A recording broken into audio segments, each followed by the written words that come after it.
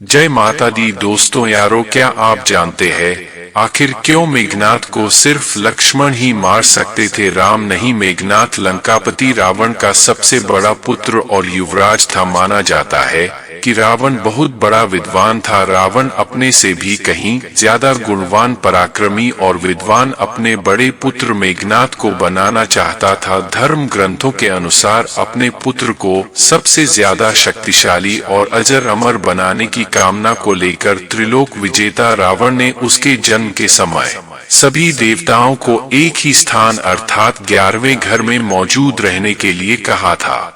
लेकिन भगवान शनिदेव ने रावण की आज्ञा का पालन नहीं किया और 12वें घर में जाकर बैठ गए, जिससे मेघनाथ अजर अमर ना हो सके। वीडियो में आगे बढ़ने से पहले अगर आप सब हमारे चैनल भक्ति में शक्ति 8824 पर नए हैं तो चैनल को सब्सक्राइब जरूर कर ले, साथ ही वीडियो को अपने दोस्तों में शेयर करें। दोस्तों, एक बार ऋषि अगस्त्य ने भगवान राम के दरबार में कहा कि रावण के पुत्र मेघनाथ को स्वयं राम भी नहीं मार सकते थे, उन्हें तो केवल लक्ष्मण ही मार सकते थे। आइए जानते हैं कि ऋषि अगस्त्य ने ऐसा क्यों कहा, मेघनाथ को केवल लक्ष्मण ही क्यों मार सकते थे। मेघनाथ बहुत ही प्रबल एवं शक्तिशाली योद्धा था। उसके जन्मोपरांत ही सृष्टि के संपूर्ण मेघों ने रोते हुए एक समान नाद किया था। तत्पश्चात उसका नामकरण मेघनाथ हुआ। उसके पास नागधन्यवादूपी ऐसा शस्त्र था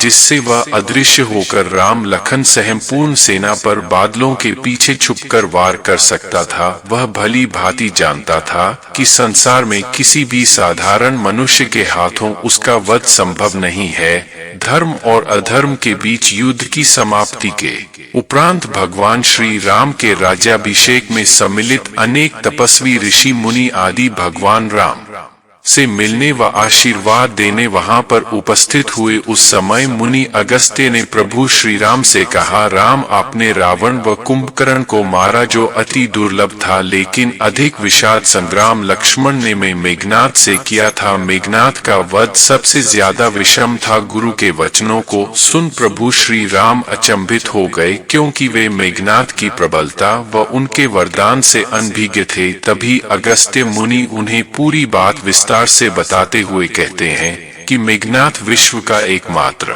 ऐसा योद्धा था जिसके पास समस्त दिव्यास्त्र थे। तीनों महास्त्र, ब्रह्मा, नारायणास्त्र व महादेव का पाशुपतास्त्र भी था। उसे धन प्राप्त था कि उसके रथ पर रहते हुए कोई उसे परास्त नहीं कर सकता। इसी कारण उस समय संसार में केवल वही एक योद्धा था जिसने अति महारथी होने का स्तर प्राप्त किया था। उसने स्वयं भगवान रुद्र से युद्ध की शिक्षा प्राप्त की और समस्त शस्त्र प्राप्त किए। उसकी शिक्षा प्राप्त होते ही रुद्र ने स्वयं ही कहा कि उसे इस संसार में कोई पराजित नहीं कर सकता, किंतु उसका वध केवल लक्ष्मण के ही हाथों था। महर्षि के मुख वाणी से मेघनाथ का ऐसा वर्णन सुनकर भगवान राम विस्मत रह गए और बोले, लक्ष्मण निसंदेह महाप्रचंड योद्धा है और उनके पास भी विश्व के सारे दिव्यास्त्र थे, किंतु उसे पशुपतास्त्र का ज्ञान नहीं था, जिसका ज्ञान सिर्फ मेघनाथ को ही था। फिर भी लक्ष्मण किस प्रकार मेघनाथ का वध करने में सफल रहे? आप ऐसा क्यों कह रहे हैं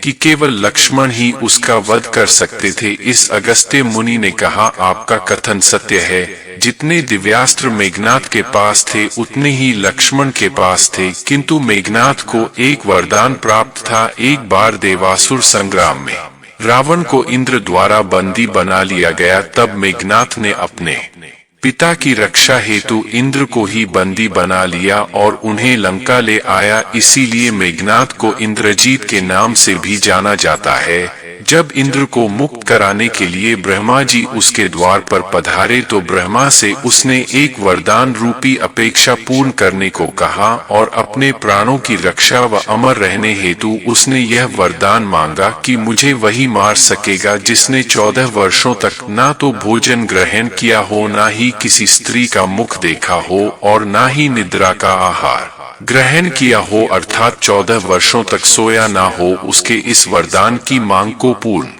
कर ब्रह्मा जी ने इंद्रदेव को मेघनाथ की कैद से मुक्ति प्रदान की। श्री राम बोले, मैं वनवास काल में 14 वर्षों तक नियमित रूप से लक्ष्मण के हिस्से का फल फूल देता रहा। उन्होंने कहा कि मैं सीता के साथ एक कुटी में रहता था, बगल की कुटी में लक्ष्मण रहते थे, फिर सीता का मुख भी ना देखा हो और 14 वर्षों तक सोए ना हो, ऐसा कैसे संभव है।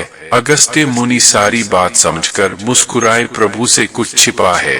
भला प्रभु श्री राम को तो सब कुछ पता था। दरअसल सभी लोग सिर्फ श्री राम का ही गुणगान करते थे, लेकिन भगवान राम चाहते थे कि लक्ष्मण मन के तप और वीरता की चर्चा भी अयोध्या के घर घर में हो। अगस्त्य मुनि ने श्री राम से कहा कि क्यों ना लक्ष्मण जी से यह पूछ लिया जाए। लक्ष्मण जी आए तो राम जी ने कहा कि आपसे जो पूछा जाए उसे सच सच कहिए। प्रभु ने पूछा, हम तीनों 14 वर्षों तक साथ रहे, फिर तुमने सीता का मुख कैसे नहीं देखा? फल दिए गए फिर भी अनाहा कैसे रहे और 14 वर्षों तक सोए नहीं, यह कैसे हुआ? तब लक्ष्मण जी ने बताया, भैया जब हम भाभी को खोजते हुए ऋषिमुख पर्वत पर गए तो सुग्रीव ने हमें उनके आभूषण दिखाकर पहचानने को कहा था। आपको स्मरण होगा, मैं उनके पैरों के आभूषण के अलावा कोई अन्य आभूषण नहीं पहचान पाया था, क्योंकि मैंने कभी भी उनके चरणों के ऊपर देखा ही नहीं। 14 वर्ष नहीं सोने के बारे में लक्ष्मण ने कहा कि आप और माता एक कुटिया में सोते थे,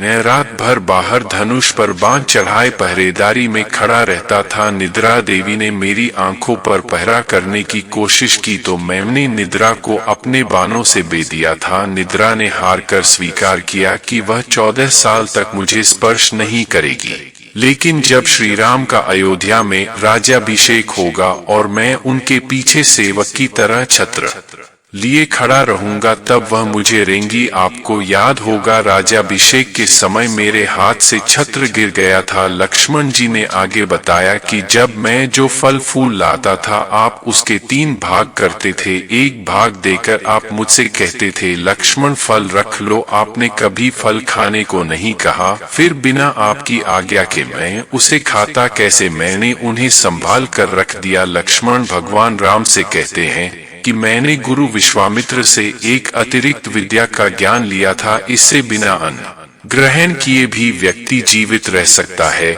उसी विद्या से मैंने भी अपनी भूख नियंत्रित की और मेघनाथ मारा गया। यह सुनते ही प्रभु श्री राम फिर से भाव विभोर हो उठे और लक्ष्मण को गले से लगा लिया। बोलो जय सिया राम। दोस्तों, आपको यह कथा कैसी लगी कृपया कमेंट करके जरूर बताएं। वीडियो पसंद आया हो तो लाइक करें और ऐसी ही और भी बहुत सारी कहानियों, कथाओं एवं जानकारियों को सुनने के लिए अपने इस चैनल भक्ति में शक्ति 8824 को सब्सक्राइब जरूर करें। जय माता दी। दोस्तों यारों, फिर मिलते हैं अगले